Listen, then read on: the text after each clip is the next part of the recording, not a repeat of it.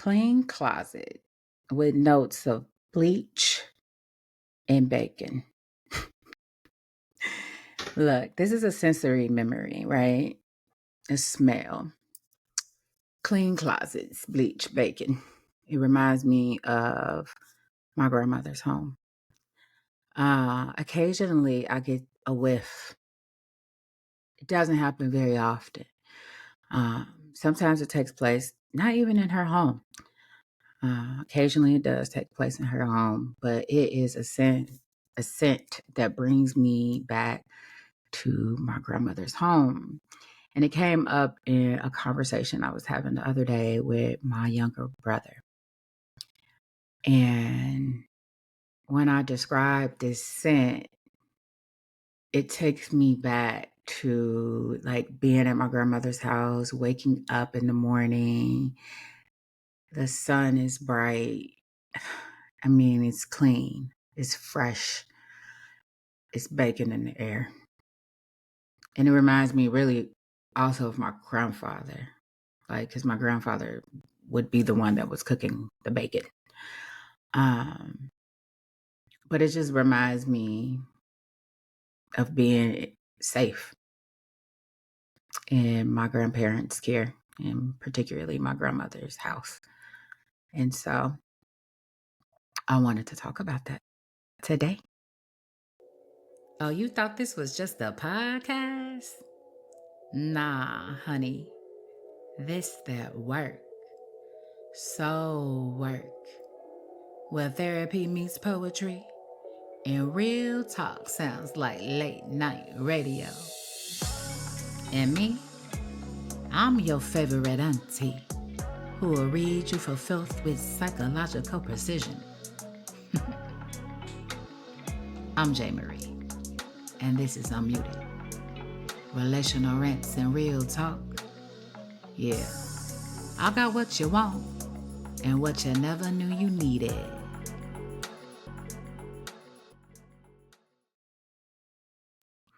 So welcome. This is Unmuted. I am your host, J. Marie. Unmuted, obviously. Relational rants and real talk. Left that one out, right? Yes, this is Unmuted. Relational rants and real talk. And this is a podcast dedicated to all types of things, particularly storytelling. I'm here to share some of these stories with you. And I'm using this platform, like I said before, for my own exposure therapy. So I'm silencing myself, sharing more about who I am, sharing more about my experiences. And it's in a relational way, right? Because what I'm hoping to do with this podcast is to relate. I want you to be able to relate to me. I want to be able to relate to you. And I think a great way to relate is through stories. And so I'm going to share a little bit about my grandmother. And this is kind of like a tribute to her. And so my grandmother, I wouldn't describe her as a very warm and affectionate person. Like she is affectionate, hugs, kisses, but she's not overly affectionate. And she's not warm. So she's not necessarily, and this is no shade, but she's not what we would traditionally think of as a grandma, right? In terms of her emotional expressions. She's not, like, I guess in like the Black community, we kind of think of like Big Mama, or like certain Black families, it's like everybody kind of gathers at grandma's house. Like people are like in and out, in and out. And there are some elements of that is actually true in terms of how she shows up. But I would say that my grandmother's love comes more through structure, comes more through discipline, comes more through restriction in a sense. And I didn't always understand that, particularly when I was younger. I definitely have a different viewpoint of that now as an adult. Is that's how my grandma did show love. And so the reason that I kind of decided to record this episode is because I was talking to my brother the other day, my younger brother, and we're really close. I would say we have a pretty close relationship. We talk pretty regularly. And we were talking about, I think what it was, my brother was like doing stuff on the phone. And I'm like guessing what he's doing. I'm like, are you cleaning your shoes right now? And he's like, actually, I am. He's like, how did you guess? And I was like, I don't know. It just sounds like scrubbing them shoes. And we were talking. I can't even quite remember what it was that popped off this conversation. But I think I was talking about something, being on maybe autopilot or something, and I forgot. But my brother made a comment about thinking about my grandmother. Like he called her and was like, I'm thinking about you because I was putting bleach in my mop water. And I was like, yep, that's for sure, grandma. And she was like, oh, you got jokes. And so that kind of like spearheaded this like conversation. And I was talking to him about that, the bleach. Cause I was like, yeah, I'm like, bleach, like it's a particular scent though. I'm like, it's hard to describe, like, but it's like clean closet. And when I say clean closet, I get the image of like nothing on the floor, all the clothes are hung up, clean closet. Like you can smell the declutter. There's no clutter. And if that had a scent, that would be the scent.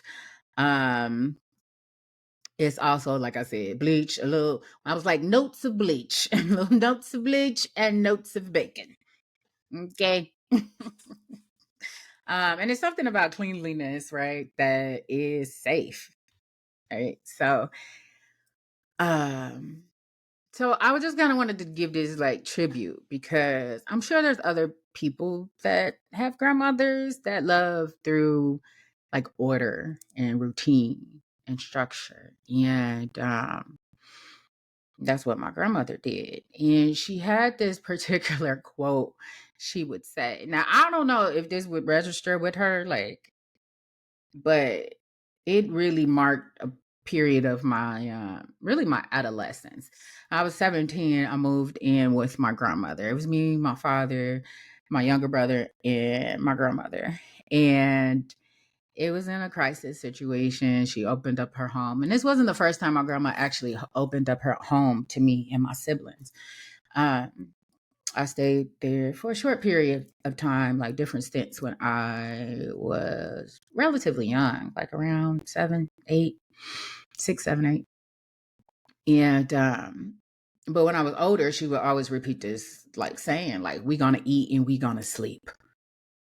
And she said it all the time. It was like, it was almost like a bedtime saying. She would like peek in to the room and she'd be like, just kind of checking in on us. And she'd be like, basically, if we're not going to do nothing else, we're going to eat and we're going to sleep. And then it was like, okay, I'm 17. I'm like, okay. And it became like this joke uh, with me and my brother. And we still say it to this day. And sometimes I say it to him at times, like literally, like it's a joke, but it's also literal, like because I am a person too that like I show love through food, like cooking for my friends and my family. And like my brother, he's actually living in Canada right now. He's in Toronto. And so when he comes into town, and even when he lived in Illinois in different places, like when he comes into town, he he sleeps in my space. So it's literal, right? It's a literal meaning. But in like thinking about this episode, I really started processing like what it really meant to me now. Like then it was literal, right? And even now, it still was literal. She's like, I'm going to make sure that you have food and a place to lay your head. I'm going to make sure you're taken care of and that you're safe. And it was the basics. You know, it was the basics. And I'm not going to lie, my grandma also made sure like I was clothed. That, and, you know, extra stuff too. Like, I'm not saying that was it, but that was such a premise. And when she would say that to us, like now me reflecting back on it, I'm like, oh, you were like reassuring us. Because again, we got there, it was crisis. We were in crisis.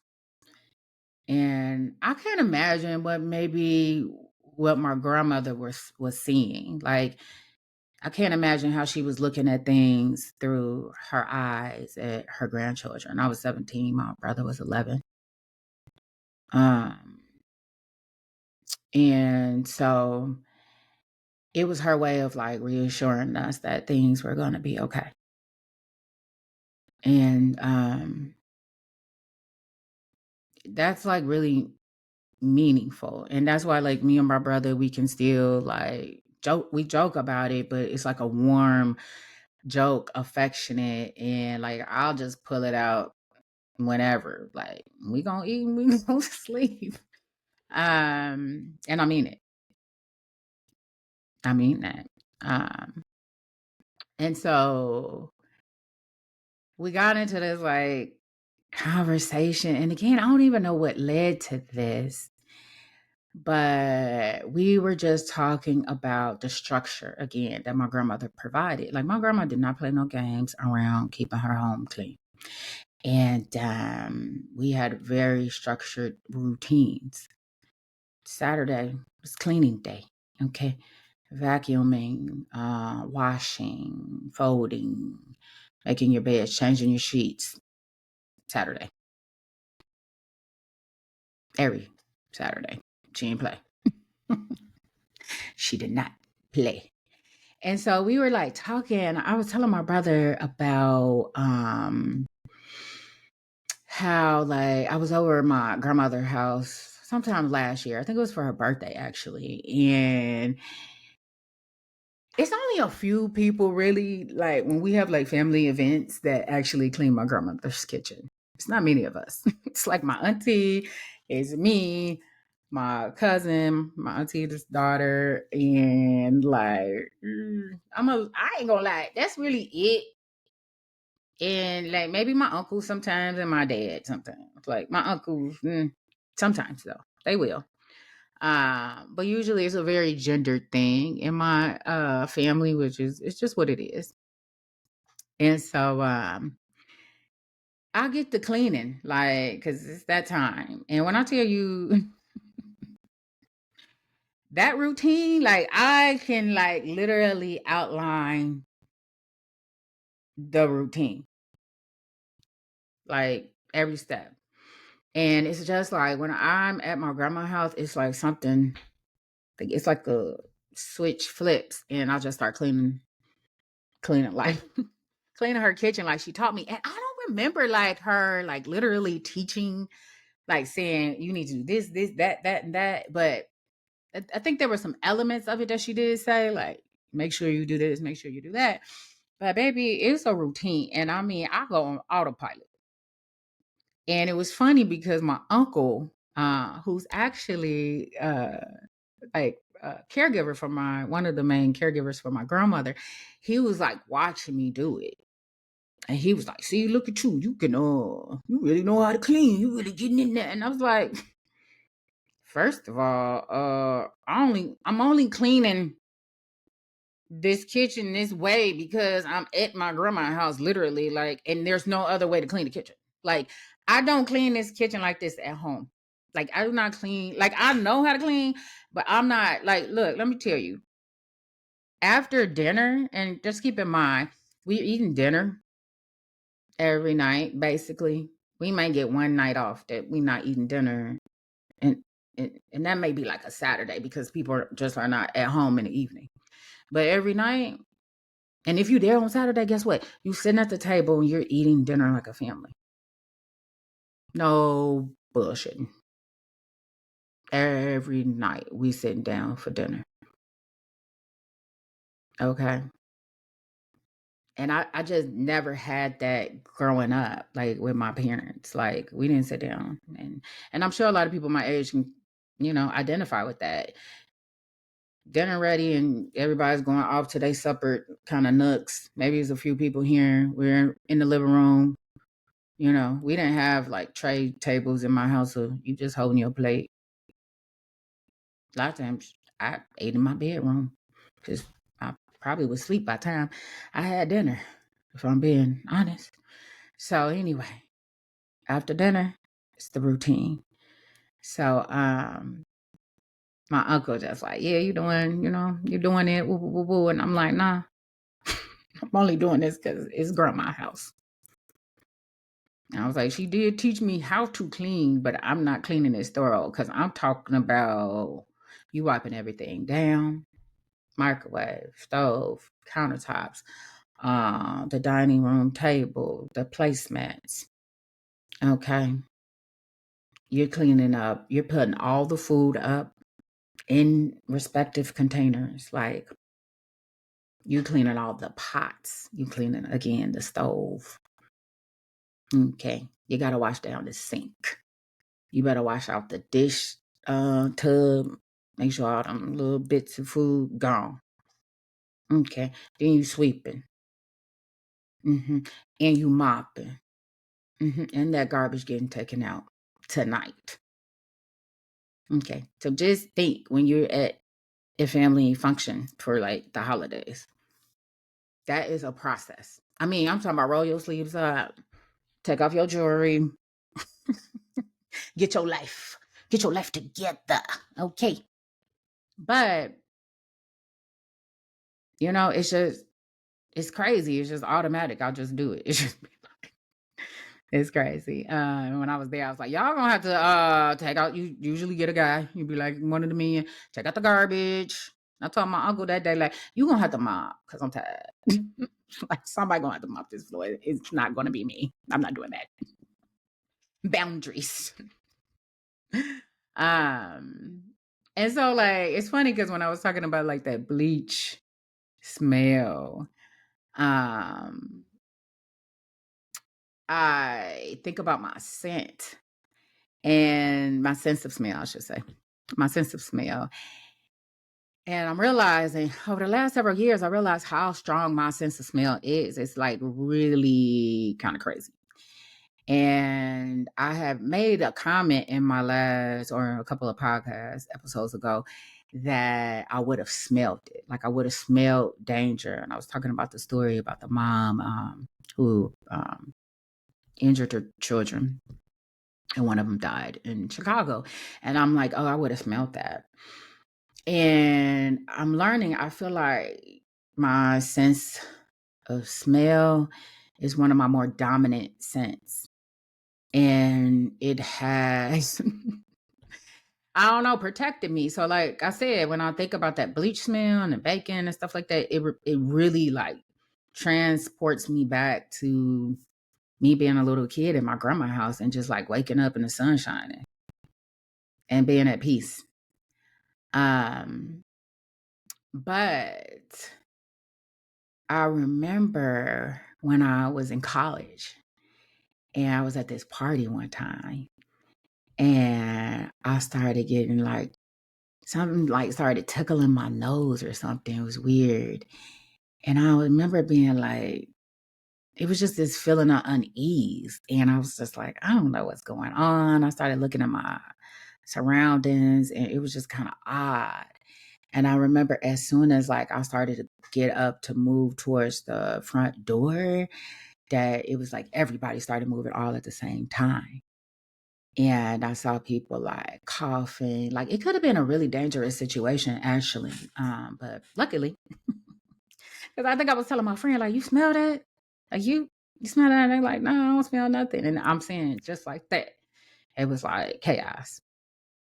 And so my sense of smell is just really strong. And we talk about like survival, we talk about trauma, we talk about these other things. Um, that's there to protect you. Your sense of smell is there to actually protect you. It's called dismell, which is similar to disgust, which basically means stay away to certain things. But it also works in my favor because it also brings back, good memories. Like, and I think that's the case for a lot of people, like certain scents. Um, so it is how sometimes I do navigate the world. Using my sense of smell. So anyway, back to my grandma. Um, me and my grandma, with me and my grandmother, we had a pretty, I would say, pretty contentious relationship. When I was in my youth, like she was just very structured. My grandma wasn't very like warm and affectionate, and I think I was a kid that like needed that. Like, and I just didn't get it from really anywhere, if I'm being honest. And it wasn't that like my childhood was totally devoid of emotion. I just think I needed more of it than than what I was getting. And I think a lot of people in my life, a lot of the adults in my life had a level of discomfort with affection. And I needed to be probably held a lot more and just snuggled and kissed. Um and I didn't, I didn't get that. And so as I got older and I got in my grandma's home, we butted heads a lot. And I generally felt like she just didn't like me that much. And there's a background to that on why I felt like that. And shit, I don't know. Maybe she didn't. Maybe I didn't like myself that much either. Like I was really hurting. I was in a lot of pain, like throughout my childhood, if I'm being honest. And maybe my grandma didn't really know how to like read that in me. Like I'm hurting. I'm just hurt. But what I will say about my grandma is that she's one of the most consistent people I know. She's been one of the consistent people in my life. And as my grandmother ages, I'm really contending with that. Like, that's a tension point for me because it's like, damn, you know what I mean? Like, you start realizing the people who really show up for you, and that's my grandma. Like every special occasion in my life, all my graduations, every single one, 8th grade, high school, college, graduate school, my grandma there, and she ain't coming empty handed. Coming with a card, okay, with some cash in it, okay, because that's how she is. I brought my house. She's there for that. My housewarming. Every birthday. My grandma has never missed a birthday. And when I say she never missed a birthday, I mean, again, phone calls, cards, dinners, whatever. She's showing up. She's showing up. And again, her teaching me like discipline and structure and routine, and like her predictability in that regard has really, like, I understand that more of her expressions of love. And I think sometimes we because people don't love us, sometimes I feel like in the way that we maybe I don't even want to say need, because I think my grandma did love me in the way that I actually needed. Because I needed discipline, I needed routine, I needed consistency, because I was coming from a home environment that lacked that, all of those things. And so, but I wish that I could have got a little bit more of that, like warmth, like Cause I was low key a little scared of her when I was I was a little kid. I was like, and it was about stupid stuff. Like I remember one time, I had a winter coat and the coat, the zipper was messed up, and so she took it to like somebody to get it fixed, and they fixed the zipper, and it broke again. Like I think I was bending down doing something, and it came apart, and it was so crazy because I didn't want to tell her. I didn't want to tell her. And I was getting ready for school, and she had like took me shopping or something. And she was like, I came out of the room with my coat all over myself up. Like, And I remember my grandfather was in the kitchen. He was there. And my grandma like, show your grandfather your outfit. And I'm like, ah. Because I probably buttoned my coat or something too. And I'm like, and so I remember I unzipped it. And this is so funny because kids we really be thinking we pulling a fast one. And it's like, what are you doing? Like, open your coat. And I was like, and she was like, is someone with that zipper? And I was just like, I knew I was about to get. And what's crazy is my grandma never put her hands on me, not one time. And I literally was that type of kid. Like, you did not have to whoop me. I don't remember ever giving whoopings for real, like at all. Like maybe one. I don't even remember. Uh, and she never physically punished me ever. But she didn't have to. She didn't have to. I knew she didn't play. And I didn't want to F around find out. Okay. So I didn't. But she like was looking at me like, girl, she like, I paid for this. And it is broken. Like, what's wrong? Like, I'm just like, cause I'm scared of you. Cause but anyway. um So it's just that. Like I think as I've gotten older, I've realized too, like, yeah, you and your grandma, y'all low key very similar. I mean, and I say that in the sense of like strength. My grandma is very strong. She's been through a lot of stuff. She survived a lot of things, like stuff I don't even know about, you know? Things that she has shared about me shared with me that I had no clue about. Stories she told me that she probably don't even know I remember, that I was like, damn, that's my grandma, yo. Um, so I think I became a lot more like her, um, as I've gotten older. And recently, like in the last couple of years, like it's been hard, like watching her age. It's been really tough, and I think like the pandemic kind of expedited things in this weird way. And maybe about 2 years ago, we had uh, these moments. Like I went on a trip for my birthday, and like I said, this was the first year my grandma didn't call me for my birthday, but she wasn't well. She wasn't doing well, but I didn't know because my family didn't tell me because I was on vacation celebrating my birthday. But you know, um, and so when I came back home, I went to go like see her and stuff like that, and I remember she was at my uncle's house, and my auntie was like, I just popped over there, like whatever. And my auntie was like, somebody been looking for you. And I was like, who? And she was like, your grandma. And I was like, my grandma looking for me? Me? You sure she looking for me though? She was like, yeah. She thought she saw you on TV. She saw something. And I was like, what? My grandma? But anyway, I mean, and even before this point, me and my grandma we like kind of settled our differences. You know what I mean? Like we kind of just let things go. And I know that my grandma loves me. I know that my grandma is really proud of me. Like, and she tells me that on a regular basis how proud she is of me. And that really means a lot. It means a lot to me. Because I really did have to fight to be where I'm at today. And my grandma recognizes that. Um, she really does.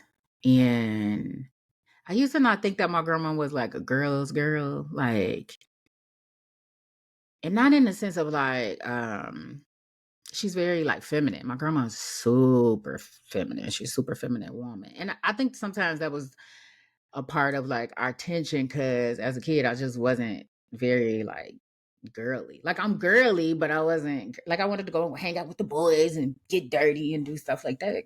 Because I had brothers and I had mostly male cousins. So, but I've always like kind of teetered in both worlds. Like I like dirt and then I'll be like, I want to put makeup on. I want to wear pink. But back then it was like dark blue, navy black. And my grandma was like, do you wear colors? And I'm like, I don't know, grandma.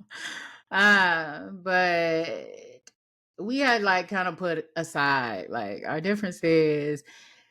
But it was these moments with her when I went to my uncle's house that were like so touching. And oh yeah, that's where I was going with the girls thing. She has always looked out for the women in our family. Like, um, my grandma had 3 daughters, and then she has 2 granddaughters, and she has a host of great grands now of girls. But growing up, it was just me and my girl cousin and my aunties. And I always just felt like my grandma like was just more pleasant and like warm and friendly with the males in my family. But my grandma always kind of looked out in different ways. It was like she had to be tough. You know, we had that phrase or we have that kind of thought process in the Black community where we're like, mothers raise um, their daughters and love their sons. I think that's the phrase. It was like that. It's like my grandma needed to make sure that my cousin and I were like strong enough to deal with what life was going to actually hand us as women. And she didn't really play about that. And she often took that into consideration with the different stuff that she would do. Because knowing that we were just going to have it more difficult. And speaking for me and like my siblings too, because of the home environment we came from, that was another consideration. Like you're gonna have different hurdles than other people in life because of this. And my grandmother knew that. I didn't know at the time when I was younger that she was so aware of that. But I appreciate it now. And so fast forward back to my uncle's house. And it was a few events or interactions I had with my grandma recently that just warmed my heart. Like, and it was just so overwhelming. Like, it was just one time she was just like, we were sitting on the couch and she was just telling me how much, how she just loved me. She was like, I love you. She was like, I love you so much. And she held my hand and she was holding my hand and she was just like, I love you. I love you. And it was like uncomfortable for me almost because I wanted to cry, to be honest. And I'm not great at like on the spot crying. I'm not great at crying in front of other people. So I was just like even talking about it right now, I got emotional and I started like, I could feel the tears coming, but they're not gonna fall because I can't. Um, and that was like what I needed from her all the time. Like that's really what I needed from her when I was a kid. And she gave it to me in that moment. And I'm not even gonna try to exaggerate this, but in real life, like it like made up for all of it because I just felt so seen and heard, and held. And that's what made it so emotional. And it was just so beautiful. And I remember telling my auntie afterwards. So my auntie was there. My auntie was sitting across from us. This is my other auntie. And this is my grandmother's daughter. And I told my auntie, like, I couldn't even take it. I was like, because I was just like, it was just such a warm moment. I was like, oh my God. And then there was this other moment. We were at my uncle's house again, and we were sitting at the table. And my grandma was like, I always admired, like, I want to say she said your strength. And I said, what? Is this my grandma again? Because my strength and my mouth got on your nerves. I know it got on your nerves because, baby, I'm telling you, I learned how to silence myself. But when I need to say something, I'm going to say it. And I'm going to say the stuff that people are not going to say. I'm going to say the real. So at the end of the day, I know my grandma knew I was keeping things 100. Okay. But she was like, I always admire your strength. She was like, I always love how you show up for your family, how you take care of your brother, how you take care of your father. She was like, how you take care of the people that you love. And I was like, Grandma, you taught me that. And I was like, I learned that from you, like literally. And she said something, and I can't remember exactly, but it was something like, it's kind of like you teach people those lessons, but you never know when they're like, you don't know if they're going to actually retain them and if they're actually going to execute on them. That's basically what she said. Those are my words, but that's what my grandma said. And I was like, damn, it was like another moment that I was actually like seen and held and recognized. It was a recognition. And it was really, really a beautiful one.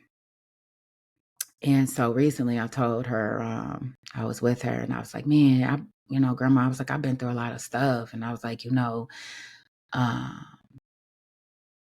was like, but I never really, like, I went without things, but I didn't go without.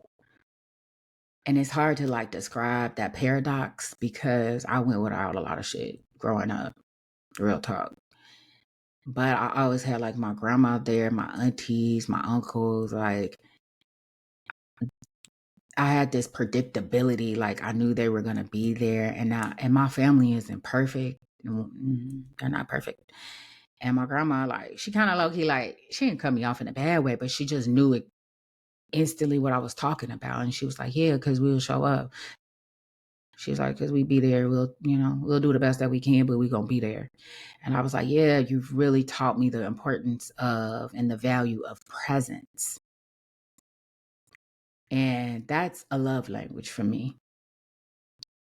And you know what else? In this moment, presence, big deal. Conflict. Like, if you're not willing to go through conflict with me, you don't love me. And I know a lot of people think avoidance of conflict or not having any conflict is a sign of a healthy relationship or a loving relationship.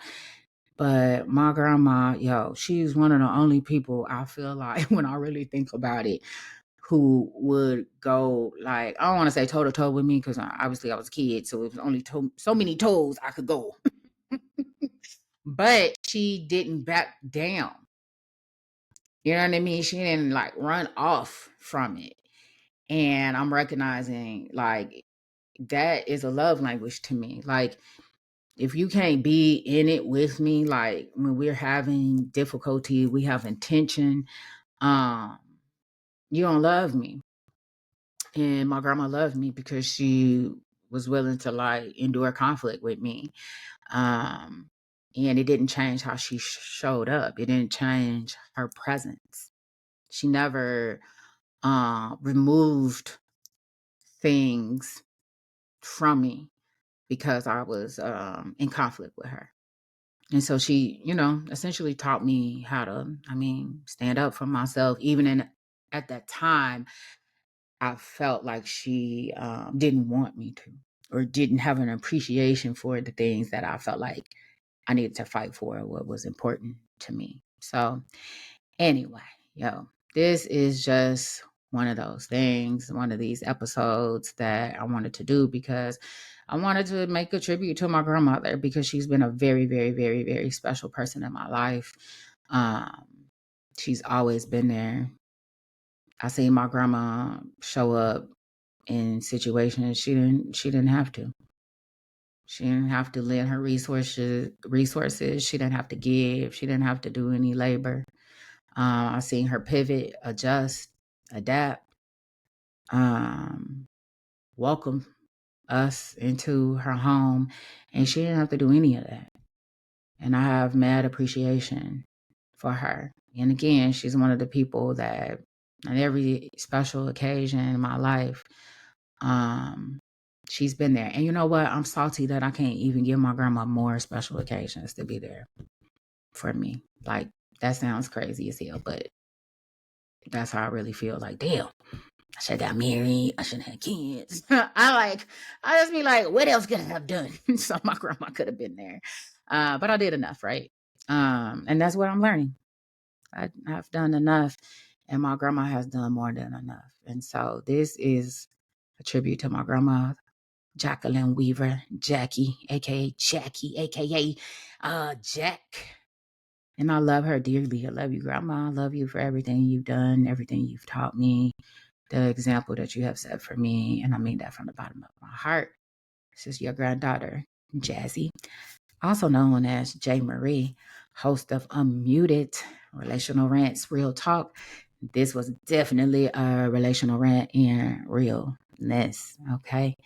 But to all my people that can relate, I see you, I hear you, and I'm here with you. Until next time, I'm out.